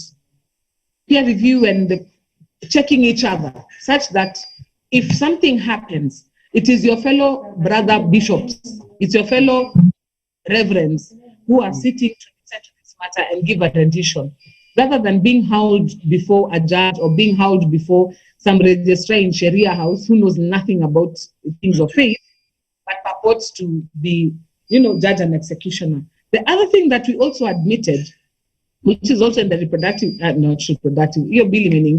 in the bill, is that we need to have a system where the church accounts are audited and every year and are kept for scrutiny by members. We are objecting to this idea of they must be displayed somewhere where when you walk into the church office you can find what nonsense is that? When you walk into Safaricom, you find a wall that has all the financials pasted up. So we made very strong representation saying, look, we understand we need to have some regulations. We understand that we need to have some checks and balances, but one, it must be peer reviewed. So the churches have a church council, the Muslims have a Muslim council, the Hindus have a Hindu council, and those councils come up with code of conduct and other such things, such that it's your peers who are talking about you rather than you being held before a judge. And then the other thing we also need to remember, as people of faith, we must, that's why we told CS Matiani what a grave error it was when they formed the COVID response team and they did not include the churches. Yet we are feeding the poor, we are housing the ones who are not, and we have many healthcare installations. We are partners in this fight against COVID. We have schools, we are partners in education. So why are they behaving as if we don't exist? As if our contribution is negligible? And so we also insisted, if they're going to talk about people of faith in the BBI, it must be from the positive connotation. We will not accept that the only reference to people of faith is as fraudsters and conmen, because I'm sorry, majority of the men of God I know are credible, upright, upstanding people. People like Mary are self-proclaimed businessmen. We have tried to, for example, as EAK, we tried to tell them, okay, so you come under the fold. They're not even members of EAK. Those guys want to do things by themselves. So how do you judge Matthew? By Kanyari standards. Matthew, who is in a structure, submits to a father, and has got brothers who can speak into his life and correct error. How do you compare him with a guy who sells broom and oil and needles through Vaseline from Mikono? So that's what I have to say concerning that. So I hope that they took our considerations seriously and they move forward with it. That's why I say ikitoka ndio tutajua kama kanisa. I don't know if you see the clip by Duale who said, what I talk, I look at it with two lenses. One, the people of Garissa who elected me, and two, with the Muslim eye. And unless it aligns with what we want, with the direction we are going, tutajua kama tutaisupport ama tutaiangusha. That's the same I would say with church. What I talk, if they still think we are convinced that they need to protect the members of the public from us, we'll show them who needs protection from members of the public. Thank you, too. I like your boldness right there. Thank you so much, guys. We're gonna wrap it up, and I'm gonna just have Gitao just throw in a word, one word. You've got 30 seconds. My time is gone. And then, of course, Ken, we'll have Mike, and then, of course, Alex, you being there. And that's Joy, of course, is something I'm not blocking you. You know, you came in, and probably there's stuff that you would have wanted to share. We were talking about BBI here. If it is, then I'll give you the time. But let me just have Kitao weigh in, Mike, and then, of course, Ken. We'll wrap it up with Alex if Joy has to say something. I think what I wanted to say is, alluding to what Joy's comments now and also earlier, and her earlier comments was, you know, what the role of the church can be in terms of BBI, some of the things that can be achieved, and I think I can tie that as well to what she's just mentioned now, and that is when, you know, when the stuff about being accountable and be open, those are things that church should play ahead of the game, and not to allow the government to come, because when you now leave the government to legislate against you, they come in hard. So for me, the best way to do it is to always come up with proposals ahead before the government think about you, so that you already have got a template that they can start looking at when they're thinking about that. When they now are working on only an empty space, they will probably, you know, come to a very difficult thing. And so I'm probably slightly criticizing the church, Joy, because I think we should have come up with a template first. And I think all the times that the government was, and I feel rightly so, the government was concerned by the number of sort of false prophets masquerading about in Nairobi. I think maybe churches should have played a more visible role in demonstrating and winning over the public that, hey, we are not all bad, and there's some good, that there's a lot of good actually that the church does. And so what good can the church do? Again, I agree with Joy. I think we can play a role in bringing the country together, that cohesiveness. I mean, I can talk of, I'm sure you've got the Anglican churches spread all over the country. You've got the Catholic churches spread all over the country. You've got Pentecostal churches spread all over the country. I think we are one of the best sort of advertisements of cohesion and different tribes coming together, serving the same king. And I think those are the things, you know, for instance, when there was the 2007-2008 crisis, it was a tragedy that the church was being torn apart and was following the tribal card. That would have been a good opportunity to really spread the gospel of love. And I'm sure the church did it in some ways. But again, the tragedy, sometimes these things come and find us on the back foot. And so there's something about what Joy is saying. Why don't we think about what the church needs to do so that we're not caught on the back foot 2022, such that there are things that the church, either corporately or even all of us in our own churches, there are things we just do and we know, hii ni ya kujenga nchi. This is for trying to make the country a more cohesive country. And I hope people can come up with strategies. I hope people can come up with programs that can help the church advance that cohesive message. That for me is what I would say. Okay. Well, thank you very much, Mike. Oh, okay. Thank you so much. I hope you can hear me. Yeah. Yes. 10 seconds. I completely agree with Gitao and Joy regarding the unity that the church can bring in. And I've always said that the church is like, I don't know, but Brazil won the World Cup one time, was it in 1970? And, you know, that team of Pele, Jazino, and all that. I don't know if many of you are alive, but Bwana asifiwe sana, tuliwachia World Cup.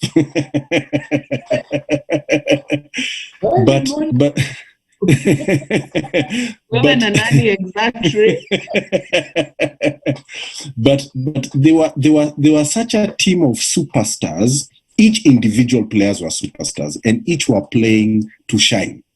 But it wasn't long before they started losing every World Cup, and even the Western Latino countries started losing World Cups because they were not playing as a team. Europe started bringing in Belgium and West Germany, and these guys would play as a team. I've always felt that church is like Brazil in 1970. We have individual superstars all over the place. And yet the church, if it came together and we started playing as a team, the government can only go so far as the church will allow them. Like I said before, we are the ones who can handle spiritual principalities. And we know that Kenya, many of our politicians partake of spiritual principalities to rule us.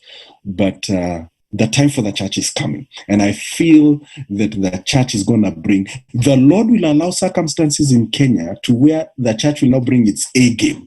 We will forget our own partisanship, whatever's within the church, and we'll bring our A game. And Kenya will see a church that can change a nation. All right.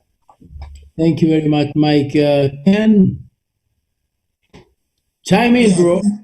I think mine will be short and precise. You know, I think I've said in this forum before that we need to bring, the Kenyan Christian lawyers just to be able to empower the church members and the Kenyans at large by doing what we call civic education, so that the members can be able to know what their rights are and, get proper strategies on what to do, so that by the time we want to vote someone in office, we don't choose or elect based on tribal lines, but based on matters integrity, having read the Constitution and known what our rights are. So if you can just be educated more, so that when we go out there, we will first of all realize that we are Christians first, Kenyans second, then our tribes third, and just do a proper change in Kenya. Thank you. Jay, you can respond to that as to give us your closing comments of the great. For me, one thing that I always tell believers, we have to engage. I agree with Pastor Mike. There's that which it's flesh and blood did not reveal that to him. There's that which we must chapa in the heavens. And me and my Psalms 129 prayers. Hapo sibembelezangi mtu. Father, crush their teeth in their mouths. May their tongues get stuck to the roof of their mouths.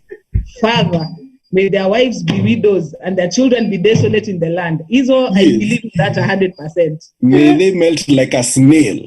I tell you. But the other bit,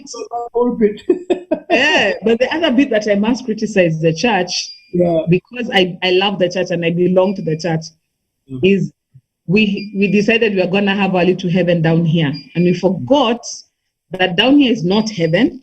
Down here is still earth. I keep telling people, join political parties, join as many as you can, join whichever you want. There's no right party, there's no wrong party. They're all Babylonian systems. There's none better than the other. But get in there. And don't just get in there. Get into position. Make yourself valuable. Become part of the conversation. Be part of the decision-making echelons in the parties. Why is that important?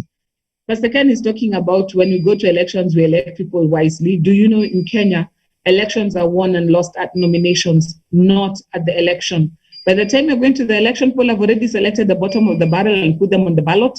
You're scraping the bottom of the barrel to pick the best of the worst.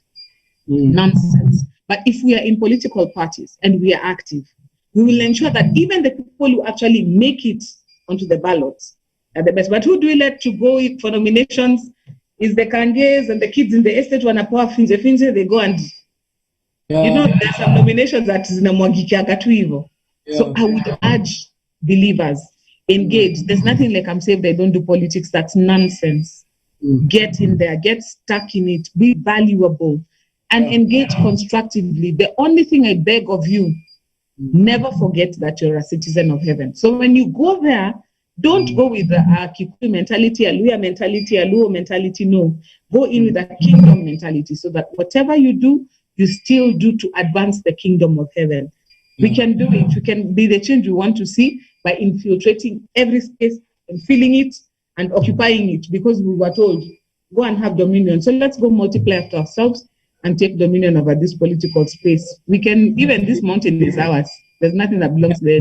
All of it is ours. Thank you very much. That education is key. That education is key, Reverend Matthew. That's why I was saying that we need to train our people, talk to our people, tell them what they need to do, like what Joy is telling us right now. That's what we need to tell our members. Get into those key positions. And as you get into those key positions, remember your lights, in this dark world. But you must have a strategy of what needs to be done. These are the laws. This is, what is required of you as a Kenyan citizen. Go and have public participation outside there. But you can't go out there if you really don't know what to do. If you don't have the proper tools to be able to wage warfare in those spheres of politics and governance, it's going to be a challenge for us. So if we can be educated, the more, and be trained and be told this is a strategy. Alex here can help us who are also interested in politics and tell us this is how you play politics. Don't just come here with your many prayers. It's okay, pray in the closet. But now that you're fighting out here, there are skills that you're expected to have in order to be able to fight this mountain. Thank you. Right, I just wanted to read a few comments and then bring Alex as the last person to give us their closing comments. One, Rachel Nzila says, I agree with Alex, politicians thrive in the ignorance of the masses. And then Van Puri Favored was saying, welcome Joy, Karibu Sana. And then let me see, I'm looking at the comments here. Jacqueline Otoro was replying to by saying Hakietu. That's talking about the 2/3 gender thing. They're saying this is not constitutional because the 2/3 gender rule is not observed. All right, then lastly, she says the same, Jacqueline, amen. It's time to stand up and say it as it is. Imprecatory prayers. In other words, their teeth crash in their mouths, something like that. Alex, once again, thank you so much for joining the show today. We're wrapping it up. Give us all your closing comments. And once again, we've really been blessed to have you here. I believe it's really my pleasure to be here. And I believe that God is giving us a best opportunity for us as a church of God to be seen. It's giving us an opportunity to glorify Him in the midst of the things that are happening around us. He's giving us that opportunity. And I think it behoves on us as individuals and members of this nation to start thinking about ourselves before we think about anybody else. Are we honest?